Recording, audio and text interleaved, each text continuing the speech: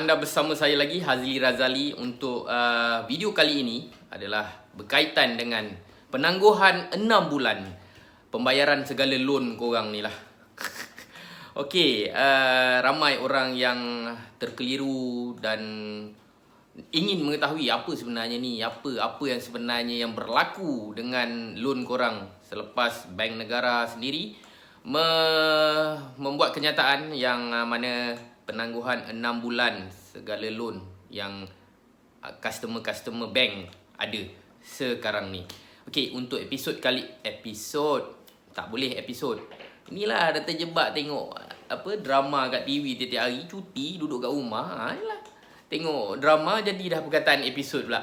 Okey, untuk video kali ni aku ada dapat sedikit feedback daripada rakan-rakan dekat Facebook, dekat WhatsApp dan juga rakan-rakan aku di luar sana yang telah pun memberi sedikit sebanyak pandangan diorang berkenaan dengan penangguhan 6 bulan pembayaran untuk semua jenis loan di Malaysia untuk customer atau pelanggan bank komersial di negara kita. Untuk pertama sekali, apa yang korang perlu faham ialah Bank Negara mengumumkan secara automatiknya penangguhan bayaran hutang selama 6 bulan. Maknanya pembayaran korang 6 bulan ni ditangguhkan dan bermaksud hutang-hutang ini adalah yang melibatkan housing loan, loan rumah. Begitu juga dengan pinjaman kereta dan juga pinjaman peribadi. Ianya termasuk individu dan juga SME. Tapi ianya tidak melibatkan kredit card. Kepada yang ada kredit card, tak kira lah bank ke, Ion kredit card ke, Ion tu, kad Aeon tu, bukan Ion Bank, Aeon. Itu kredit card dia orang tak termasuk. Dan begitu juga kepada loan yang ada tunggakan lebih 90 hari. Ini tak termasuk. So maknanya kalau korang steady je bayar tiap-tiap bulan, tak ada masalah pembayaran, inilah masanya untuk korang dapat penangguhan selama 6 bulan secara automatik. Itu yang jelas. Okey, macam mana nak apply benda ni? Tak payah, benda ni tak perlu di-apply. Tak payah pergi isi borang apa benda semua, tak perlu. Ianya automatik daripada bank-bank yang berkenaan. Maksudnya, Bank Negara dah bagi tahu semua bank kena buat benda ni. Tak perlu dengan customer nak apply. Kecuali kepada mereka yang tak nak benda ni. Dia masyuk, dia tak nak. So, dia kena datang bank bagi tahu yang dia tak nak. Okey, jelas Maksudnya kalau dapat automatik, kalau tak nak datang bank bagi tahu aku tak nak. Itu je. Okey. Mungkin korang ada yang tertanya-tanya, dalam surat tu dia just bagi tahu yang terjejas dengan COVID-19 saja. Korang jangan cakap korang tak terjejas. Mental korang confirm terjejas punya duduk kat rumah. Tengok TV ada yang timbang tisu lah, ada yang timbang bola pingpong lah, timbang bola tenis lah. Nampak? Itu kira yang terjejas lah tu. Apa yang pula tak terjejasnya? Sekarang ni kalau dia cakap tak terjejas, seluruh Malaysia kita adalah terjejas. Tak ada yang tak terjejas. Kecuali macam aku cakap tadi, kalau korang nak terus bayar macam biasa, silakan. Tak ada masalah, silakan. Okey. Kepada yang ada loan dengan bank-bank yang berkaitan, korang mesti buat. Ada yang buat payment cash, datang bank tiap-tiap bulan bayar. Ada yang pakai auto debit, ada yang buat pakai standing instruction. So, bagi aku, mungkin korang perlu untuk check dengan bank juga pasal benda ni. Korang dah automatik dapat penangguhan, tapi tengok-tengok bulan depan apa ditolak. Okey, cepat-cepat datang bank ataupun sebelum tarikh pembayaran yang korang selalu buat tiap-tiap bulan tu, korang datang bank tanya ataupun call bank tanya, saya punya auto debit macam mana? Selain korang bayar melalui auto debit bank, korang juga kadang-kadang ada yang buat auto debit bayar daripada gaji. Betul, tolak gaji. So, andai kata bulan berikutnya tu ada penolakan gaji daripada korang punya HR. So, korang kena pergi cepat-cepat rembat korang punya HR. Bukan rembat. Pergi jumpa korang punya HR. tanya, kenapa? Kenapa padahal benda ni dah diotomatikkan, tapi kenapa masih lagi ada penolakan?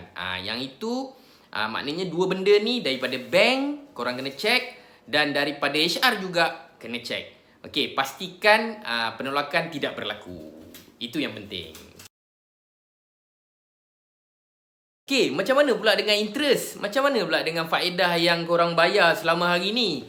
6 bulan ni, kena bayar ke tidak? Okey, dia tetap kena bayar. Faedah tetap kena bayar.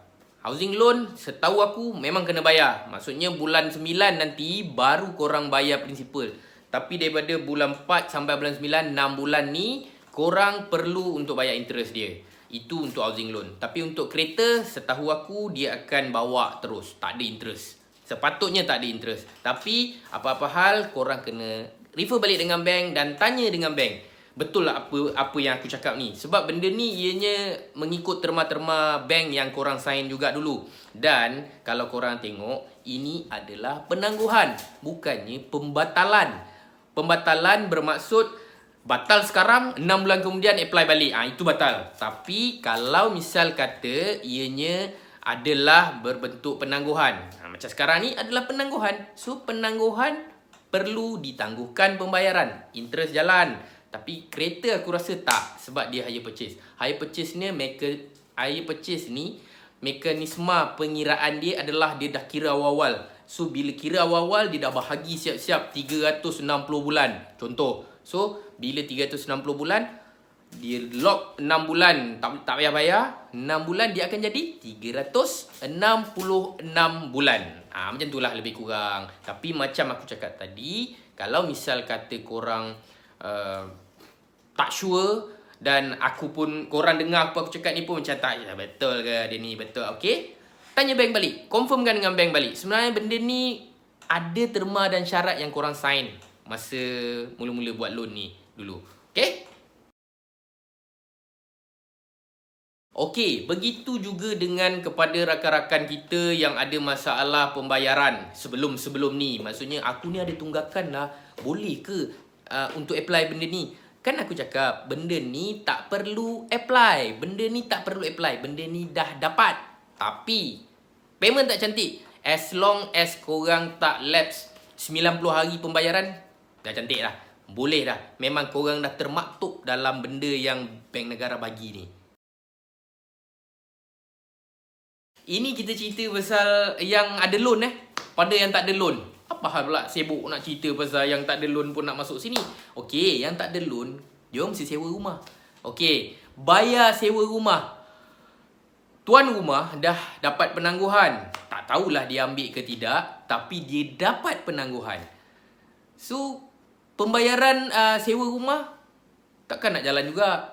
Kita ni yang tak ada loan ni, sewa rumah ni, kena bayar tiap-tiap bulan.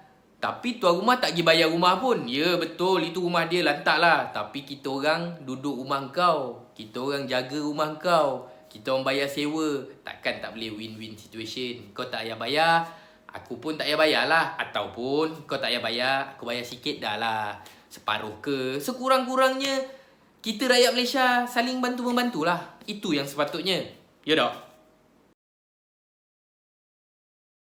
Macam mana pula dengan yang ambil loan dengan angkasa, koperasi? Okey, ini tidak termaktub kepada rakan-rakan yang kerja government servant yang selalu ataupun yang ada, yang pernah ada dengan angkasa ke kan, koperasi. Ini semua tak termaktub dalam penangguhan ini, harap maklum. Dan kepada mereka-mereka yang ada loan dengan pinjaman wang berlesen, which is Along, minta maaf, ianya juga tidak termaktub dalam penangguhan ini. Korang bolehlah cerita dengan pihak berkenaan untuk buat penangguhan yang macam mana, ataupun korang boleh buatlah macam mana apa yang sepatutnya, sebab ini tidak termaktub dalam bank negara punya requirement.